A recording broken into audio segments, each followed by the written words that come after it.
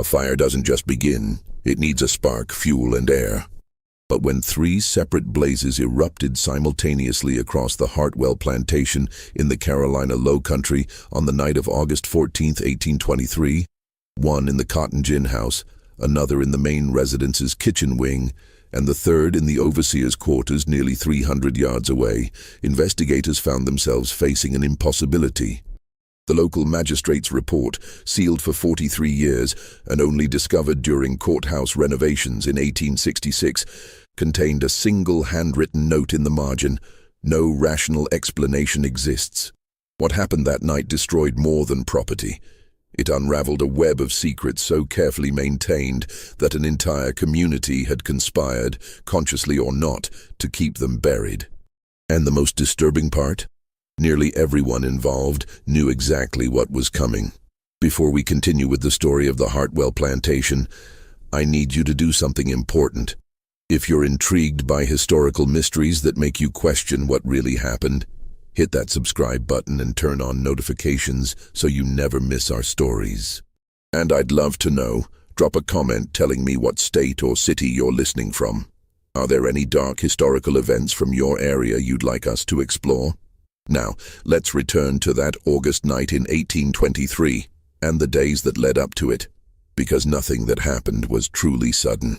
The Carolina Low Country in 1823 was a landscape of extremes. Vast rice and cotton plantations stretched across the coastal plains, their prosperity built entirely on the labor of enslaved people, who outnumbered their enslavers nearly 6-to-1 in some counties. The Hartwell Plantation, situated along a tributary of the Cooper River about 18 miles northwest of Charleston, was neither the largest nor the wealthiest in the region, but it had earned a particular reputation, though few spoke of it openly. Thomas Hartwell had inherited the property from his father in 1819. He was 34 years old, educated in Charleston and briefly in Philadelphia, a man who prided himself on what he called efficient management practices. His wife, Catherine, 26, had come from a declining Charleston merchant family, bringing little dowry but excellent social connections. They had 2 children, Margaret, age 6, and Thomas Jr., age 3. The family occupied a 2-story frame house with broad piazzas, typical of the region, painted white with dark green shutters. The plantation worked 312 acres, with approximately 78 enslaved people living in 2 rows of cabins behind the main house and near the fields. The overseer, a man named Gideon Yates, occupied a smaller house on the eastern edge of the property. He'd been hired by the elder Hartwell in 1816 and had remained through the ownership transfer. A man in his late 40s, known for rigid discipline and an ability to extract maximum productivity. But there was something else about the Hartwell Plantation, something whispered about in Charleston parlors and discussed in careful code at church gatherings. 3 enslaved people had died there in the span of 18 months, officially from fever, injury, and childbirth complications. The deaths themselves weren't unusual for the time and place. Such tragedies were grimly common across the plantation south. What made people uneasy was the timing of each death, each occurring shortly after that person had been seen arguing with Yates or had been singled out for punishment. The summer of 1823 had been particularly brutal. Temperatures climbed above 90 degrees for weeks, and the humidity made every breath feel like drowning.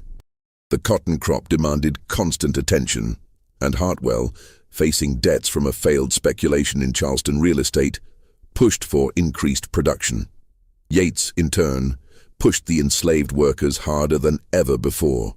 Among those workers was a woman named Dinah, about 40 years old, who worked primarily in the main house as a cook and domestic servant. She'd been born on the plantation and had seen 3 of her children sold away over the years, a common and devastating practice. She had a daughter, Ruth, 19, who also worked in the house, and a son, Samuel, 16, who worked in the fields. Dinah had a quiet strength about her, a steadiness that other enslaved people relied on. She rarely spoke unnecessarily, but when she did, people listened. There was also Jacob, a man in his early 30s, one of the most skilled workers on the plantation. He could repair almost anything: broken tools, damaged wagon wheels, even clock mechanisms. This skill made him valuable, but also gave him slightly more freedom of movement than others. He'd been purchased by the elder Hartwell from a plantation in Virginia in 1815, separated from his wife and infant son in the process, a wound that never healed. And there was Moses, a man of about 50, who served as the informal spiritual leader among the enslaved community. He led prayer meetings on Sunday afternoons, speaking in a low, resonant voice that could make biblical passages feel like prophecy. He'd learned to read. How, no one knew for certain, but literacy among the enslaved was both rare and dangerous. If Yates had discovered this, the punishment would have been severe. The tension on the plantation had been building for months, invisible to the Hartwells, but palpable to everyone else.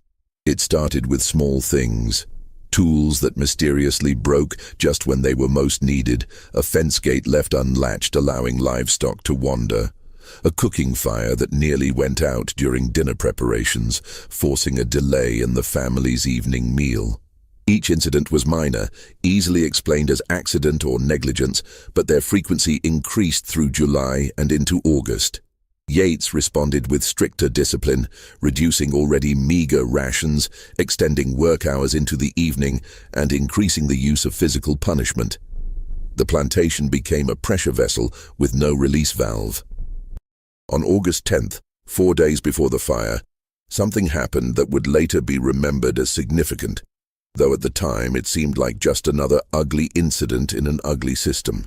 A young man named Peter, 17 years old, had been accused of working too slowly in the cotton fields.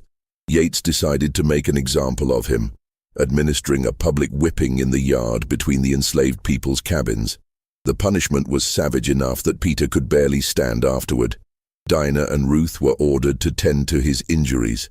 That evening, as the sun set and the enslaved community gathered in the spaces between their cabins, something shifted.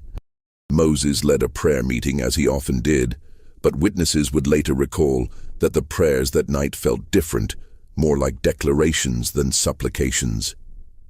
He spoke about the Hebrew children in the fiery furnace, about walls falling at Jericho, about plagues visited upon Egypt. His voice never rose above its usual measured tone, but every word seemed weighted with intention. "The Lord sees," he said, looking not at his listeners but at some distant point beyond them. "Every tear, every drop of blood, every cry in the night. And the Lord remembers." Dinah sat at the edge of the gathering, her face unreadable. Jacob stood in the shadows, his skilled hands motionless for once. Ruth held Peter's hand as he sat, still trembling from pain. That night Hartwell sat in his study reviewing account books, calculating debts and projected profits. The numbers didn't align the way he needed them to. He needed a better yield, needed higher prices, needed fewer expenses. The people he enslaved were listed in those books as assets, their monetary value carefully noted. He saw only numbers. Catherine sat in the parlor with Margaret, teaching her daughter to embroider, trying to maintain the pretense of refinement, even as she felt the oppressive heat and growing unease that seemed to emanate from the very land itself. She'd heard the whispers about the plantation, about her husband's management, about Yates's methods. She'd chosen not to think about them too deeply. The next 3 days passed in a strange, suspended tension. The weather grew even hotter, the air so thick it seemed almost solid. Afternoon thunderstorms threatened but never arrived, leaving only dark clouds that massed on the horizon and then dissipated. The enslaved people worked in near silence, communicating through glances and small gestures. Yates prowled the property constantly, sensing something but unable to identify what. On the evening of August 13th, Dinah prepared the family's dinner as usual. She moved through the kitchen with automatic precision, her face revealing nothing. Ruth assisted her, their movements synchronized from years of working together. They served the meal: rice, ham, greens, biscuits, and the Hartwell family ate, discussing their plans to visit Charleston the following week, completely unaware of anything unusual. After the family retired, Dinah and Ruth cleaned the kitchen, banking the cooking fire as they did every night. They left the kitchen wing and walked back to their cabin. Dinah paused at the door, looking back at the main house, standing pale in the moonlight. Ruth watched her mother's face, seeing something she couldn't quite interpret. "Tomorrow," Dinah said quietly. It wasn't a question or a prediction, just a statement of fact. Jacob had spent the day repairing a broken wheel on one of the cotton wagons. As evening fell, he'd carefully organized his tools, accounting for each one with unusual precision. He'd cleaned them thoroughly, wrapping some in oiled cloth as if preparing for a long period of storage. He worked slowly, methodically, seeming almost to be performing a ritual rather than simple maintenance. Moses spent the evening with several of the older members of the enslaved community, speaking in low tones. They sat in a rough circle, and though no written records exist of what was said, those who passed by later remarked that the conversation seemed less like planning and more like prayer, or perhaps farewell. Yates retired to his quarters around 9 o'clock, as was his habit. His house was a simple 4-room structure, functional rather than comfortable, smelling of tobacco and kerosene. He undressed, reviewed the next day's work assignments in his mind, and climbed into bed. He fell asleep quickly, never a man troubled by conscience. The Hartwell family went to bed around 10. Thomas checked the locks on the doors, a nightly ritual. Catherine looked in on the children, both already asleep despite the heat. The house settled into quiet, only the occasional creak of wood, adjusting to the cooler night air, breaking the silence. Around 11:30, several enslaved people would later testify to hearing someone moving between the buildings. No one could, or would, identify who it might have been. The movements were purposeful but quiet, shadows drifting through shadows. At approximately 15 minutes past midnight, all 3 fires began. The first alarm came from Catherine Hartwell, woken by the smell of smoke. She sat upright, confused, trying to determine if she was dreaming. Then she heard the crackling sound, faint but unmistakable, coming from somewhere below and behind her bedroom. She shook her husband awake. Thomas, do you smell smoke?" He was slower to rouse, but once conscious, he recognized the danger immediately. They rushed into the hallway and saw smoke seeping up through the floorboards near the back of the house, coming from the direction of the kitchen wing.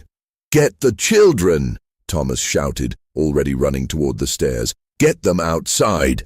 Catherine ran to the children's rooms. She snatched 3-year-old Thomas Jr. from his bed, screaming for Margaret to wake up and follow her. The 6-year-old, terrified and crying, stumbled after her mother as they fled down the main staircase and out the front door. Thomas Hartwell ran to the back of the house, trying to reach the kitchen wing. Heat and smoke drove him back. The fire had already engulfed the kitchen, flames climbing the walls with impossible speed. He could hear the roar of it, like some living thing feeding and growing.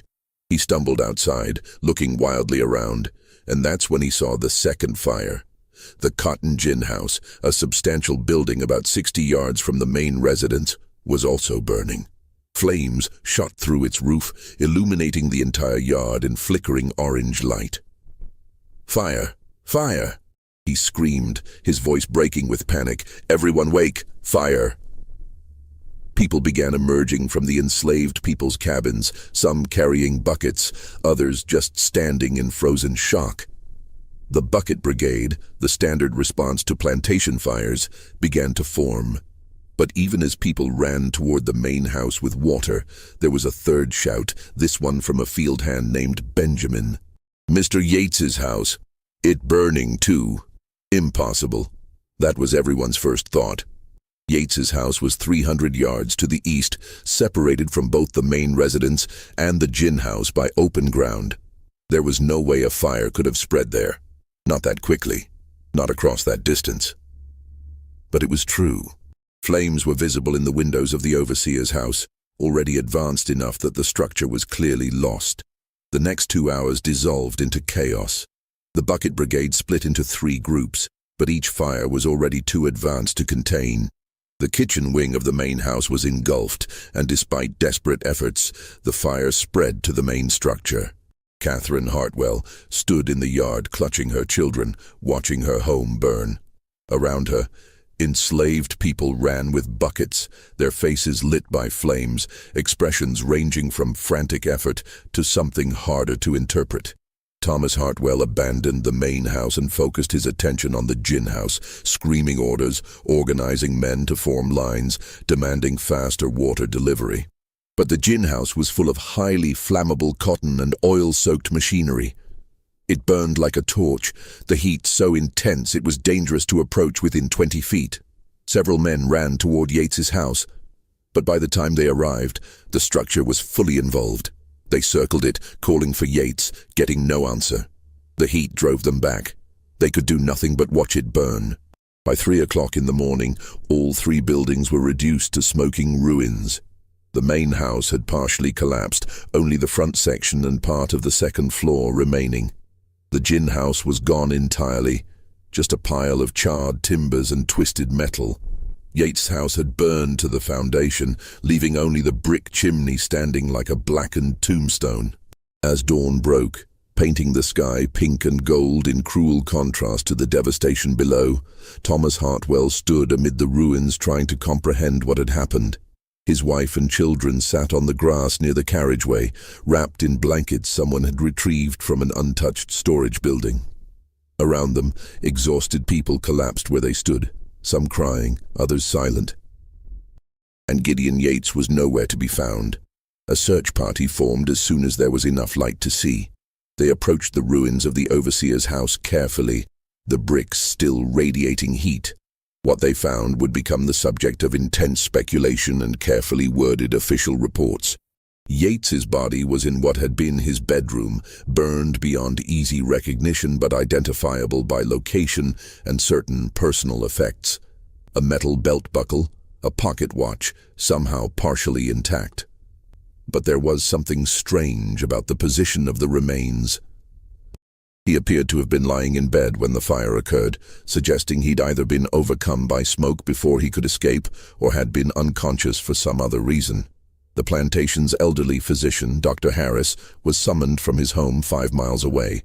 He examined the scene as carefully as the condition of the remains allowed, and later wrote in his private journal, discovered after his death in 1841, that he suspected Yates had been dead, or at least unconscious before the fire consumed him. But he could never prove it, and his official report simply stated, "Death by fire." The investigation that followed was perfunctory. The local magistrate, William Crenshaw, arrived the next day with 2 deputies. They interviewed Thomas and Catherine Hartwell, several of the enslaved workers, and examined the 3 fire sites. What they found troubled them deeply, but left them with no clear answers. All 3 fires had originated inside the buildings, not outside. This ruled out the possibility of a single spark from one fire spreading to the others. The distances were simply too great, and there had been no wind that night. Each fire had its own independent origin point. The fire in the main house kitchen appeared to have started in or near the cooking hearth, but the hearth had been properly banked for the night. According to both Dinah and Ruth's testimony, the fire in the gin house seemed to have started near the mechanical equipment, where oil and cotton fibers created a dangerous combination. But that area was always checked before the building was secured for the night, and Jacob, who'd been the last to leave it, swore he'd performed his usual inspection and found everything secure. The fire in Yates's house appeared to have started in multiple points, the bedroom and the small parlor, almost simultaneously. This was the most troubling finding, mentioned in Crenshaw's sealed report, but never publicly discussed. Magistrate Crenshaw interviewed the enslaved workers individually, asking where each person had been when the fires started. The answers were consistent but ultimately unhelpful. Most had been asleep in their cabins. Several had been outside, unable to sleep in the oppressive heat, but no one admitted to being near any of the buildings that burned.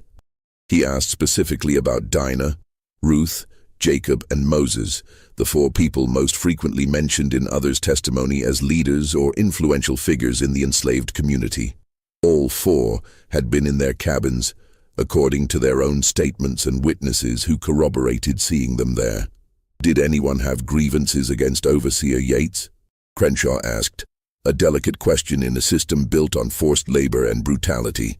The answers were careful. Yes, Yates had been strict. Yes, he administered punishment when he felt it was warranted. No, nothing unusual had happened recently, except, well, there was the matter of young Peter being whipped, but that was 4 days before the fire. Several people mentioned it, almost as if wanting it in the record but not knowing what to do with the information. Crenshaw questioned Peter himself, the young man still recovering from his injuries. Peter said he'd been asleep in his cabin when the fires started, that he hadn't left all night. His mother confirmed this, said she'd been watching over him. The magistrate examined the timing. For all 3 fires to have started within minutes of each other, either multiple people were involved, which would require coordination and secrecy among a large group, or one person had moved very quickly between 3 distant points, starting each fire in rapid succession. Neither explanation seemed plausible. Could it have been an accident, some bizarre confluence of separate incidents? That seemed even less likely. 3 independent fires, all starting within the same 15-minute window, each advancing rapidly enough to destroy substantial buildings. Crenshaw wrote in his official report, "The fires appear to have been set deliberately, but no evidence points conclusively to any individual or group. The simultaneous nature of the event suggests coordination, but the logistics of such coordination seem impractical, given the distances involved and the lack of any witness testimony indicating collaborative action." He noted one other thing, almost in passing.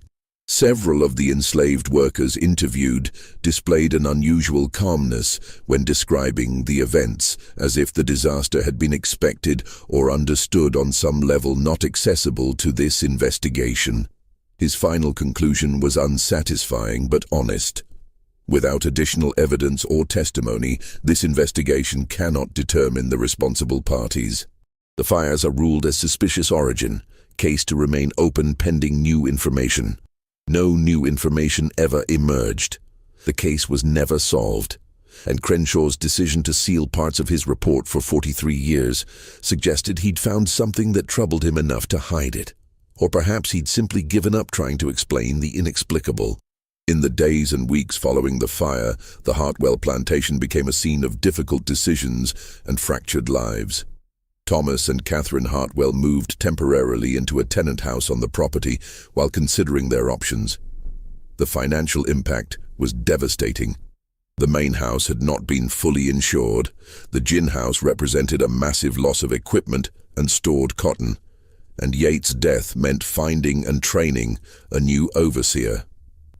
But there was another problem, one that Thomas Hartwell confronted with increasing anxiety.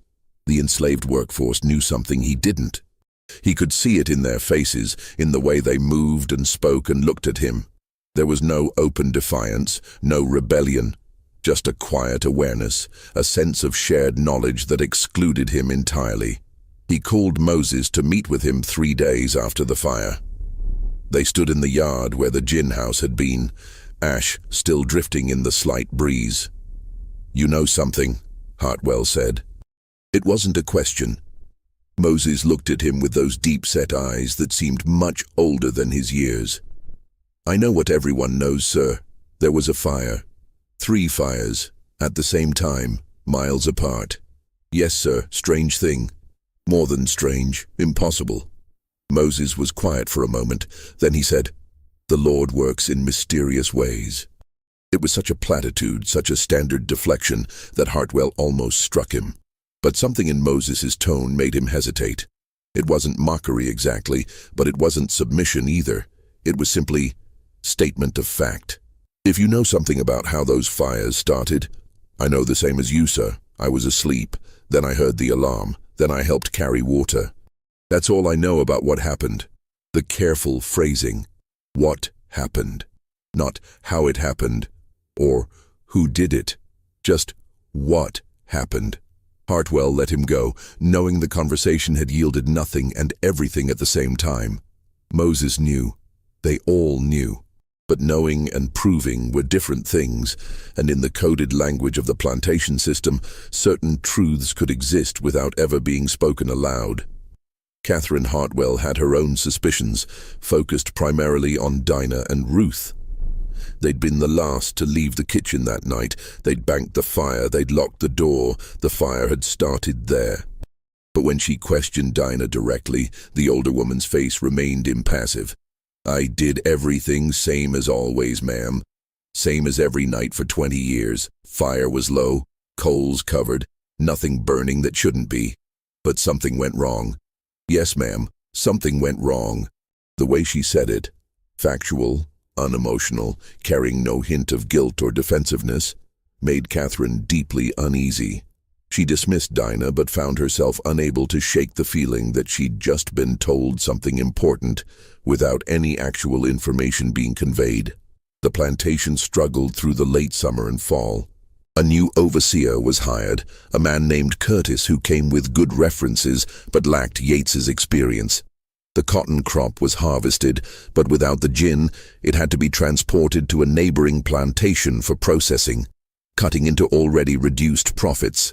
Thomas Hartwell spent more time away from the plantation, dealing with creditors in Charleston, trying to negotiate extensions on his debts. Slowly, almost imperceptibly, things began to change.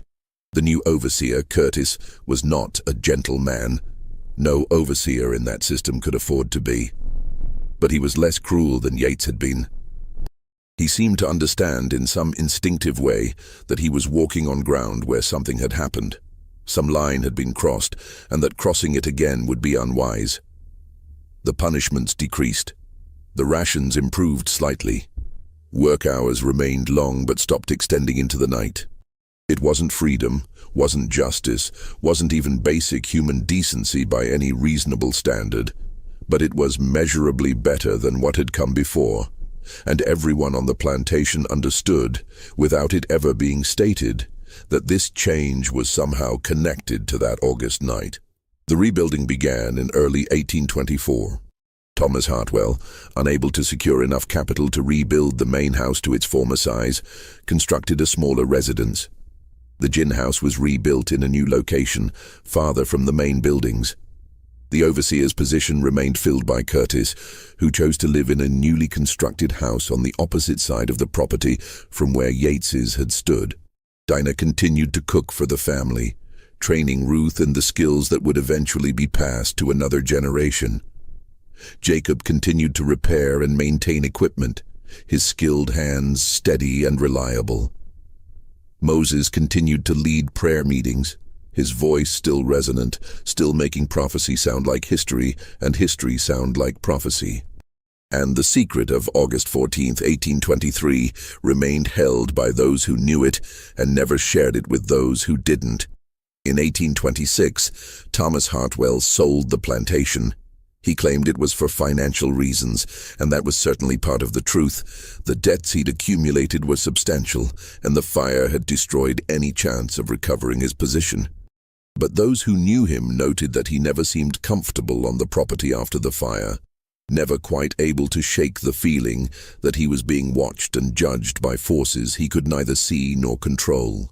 The new owner, a Charleston merchant named Randolph Dunmore, purchased the property and its enslaved workers as a package. The plantation operated under his ownership until 1847, when he died and the property passed to his son.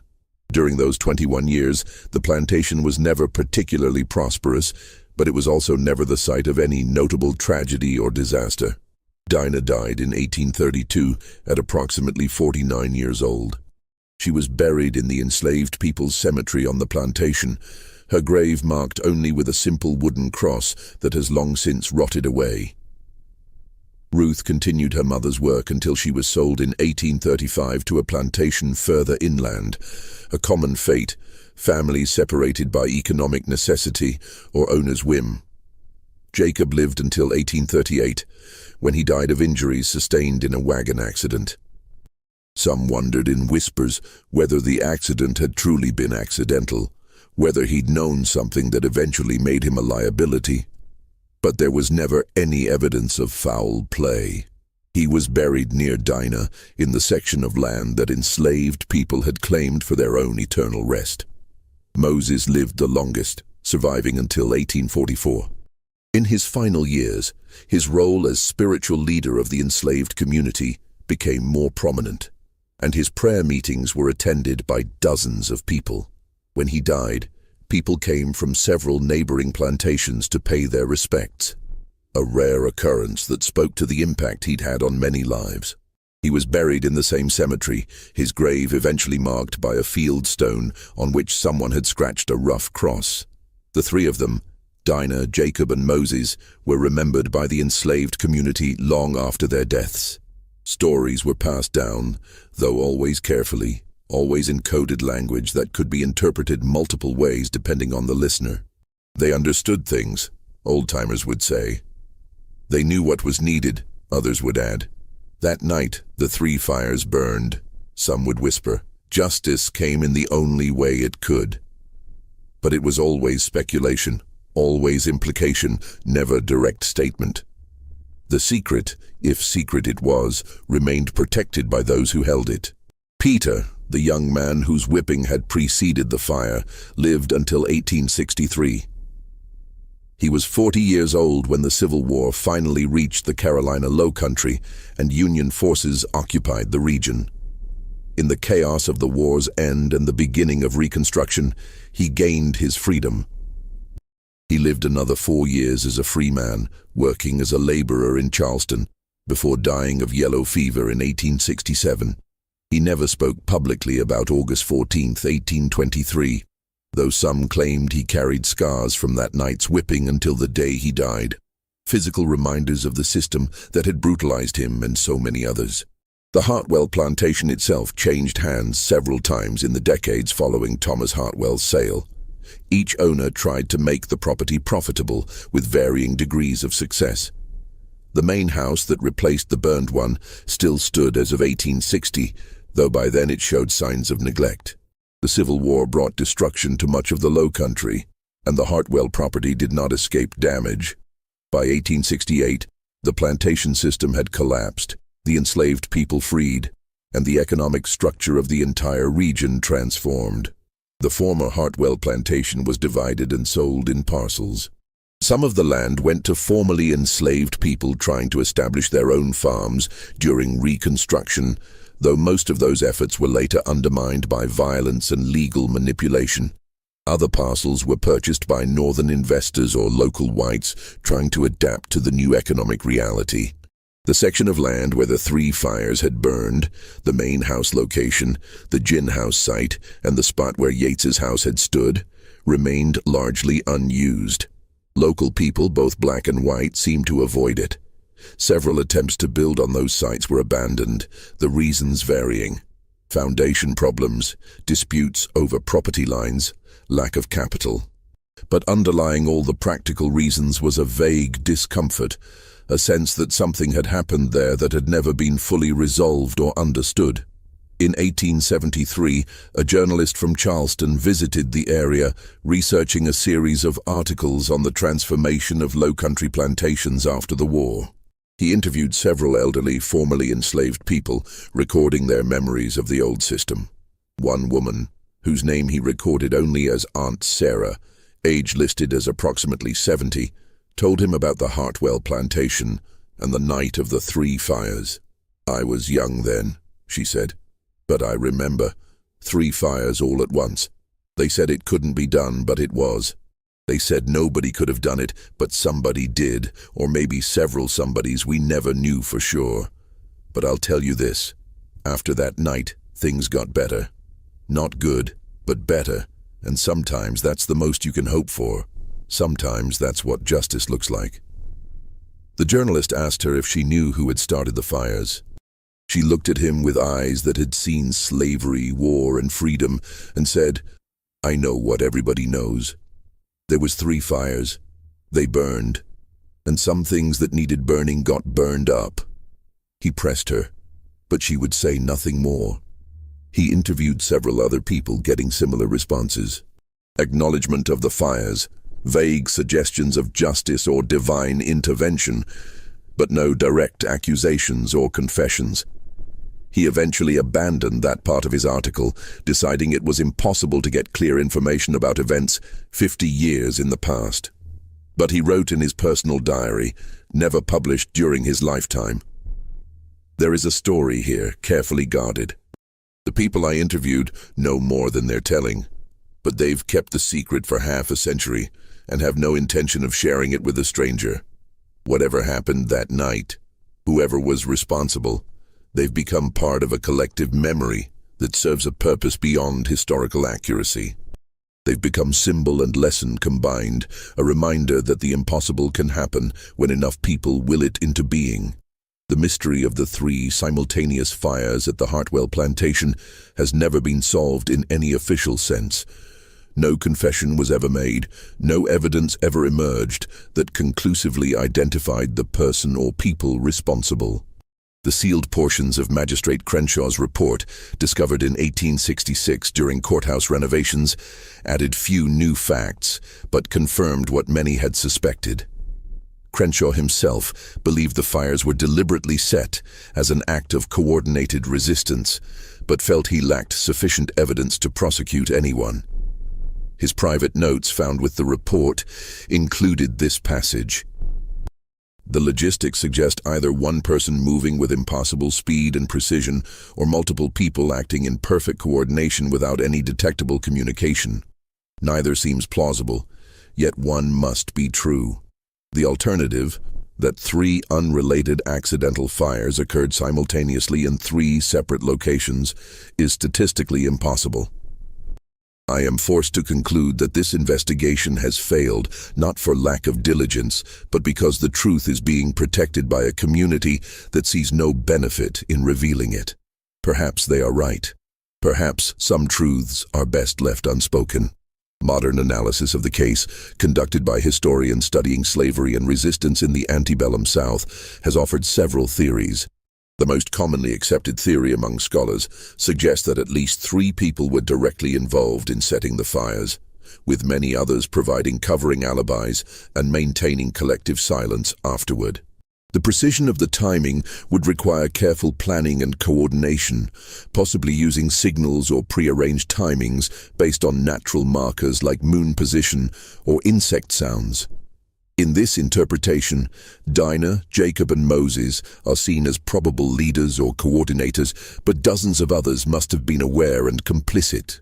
A second theory proposes that one person, most likely Jacob, given his freedom of movement and technical knowledge, set all 3 fires using carefully prepared delayed ignition methods. Slow-burning fuses or other timing mechanisms, while crude by later standards, were not unknown in the 1820s. This theory explains the simultaneous fires while requiring fewer active participants, though it still requires many people to maintain silence afterward. A third theory, less widely accepted but intriguing, suggests that the fires were indeed accidents, separate, unrelated incidents that happened to occur on the same night. Proponents point out that cotton gin houses were notoriously fire-prone, cooking fires in plantation kitchens were dangerous, and houses heated with fireplaces and lit with candles frequently burned. The simultaneous nature could be coincidence, with the subsequent conspiracy of silence arising not because people knew who was responsible, but because they were glad for the result regardless of the cause. But each theory has problems. The coordinated action theory requires dozens of people to have kept a perfect secret for decades, with not a single person breaking under pressure, making a deathbed confession, or revealing the truth after gaining freedom.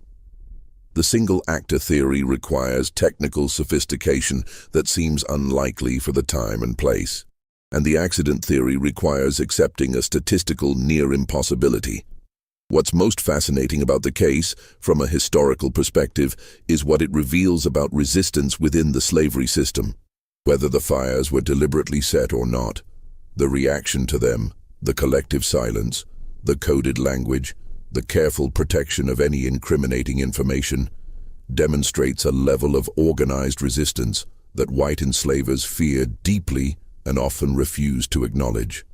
The enslaved people of the Hartwell Plantation created and maintained a counter-narrative, a story that existed alongside the official investigation but never intersected with it.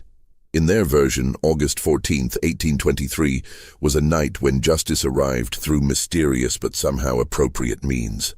Whether that justice took human form or divine form was deliberately left ambiguous, allowing each person to interpret the events according to their own understanding and conscience.